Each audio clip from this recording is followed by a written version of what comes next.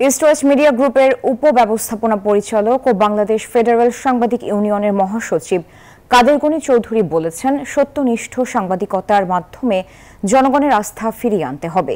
মঙ্গলবার খুলনা প্রেস ক্লাবে স্থানীয় সাংবাদিকদের সাথে মতবিনিময়কালে তিনি এমন মন্তব্য করেন। বলেন, বাংলাদেশকে ফ্যাসিবাদ মুক্ত করতে সবচেয়ে বড় ভূমিকা গণমাধ্যম রাখতে পারে, কিন্তু দুর্ভাগ্যজনকভাবে গত 15 বছরে স্বৈরশাসককে মহাস্বৈরশাসক ও ফ্যাসিস্টকে মহা ফ্যাসিস্ট বানানোর জন্য গণমাধ্যম বহুলাংশে দায়ী।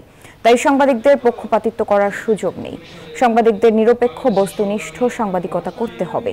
সত্যনিষ্ঠ সাংবাদিকতার মাধ্যমে জনগণের আস্থা ফিরিয়ে আনতে হবে। গত 15 বছর আমরা কি দেখলাম?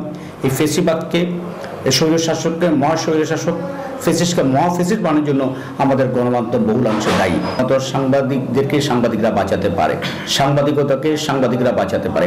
বাংলাদেশকে একমাত্র মানবিক রাষ্ট্রের দিকে একমাত্র সাংবাদিকরাই নেওয়ার জন্য বড় ধরনের ভূমিকা রাখতে পারে। আমরা যেন সেটা করি। আমরা যেন সাংবাদিকতা করবো না, আমরা কোনো তথ্য সন্ত্রাসী জড়িত হবো না, আমরা মিথ্যাচার করবো না, যা লিখবো সত্য, পুরোটা সত্য, আংশিক সত্য নয়।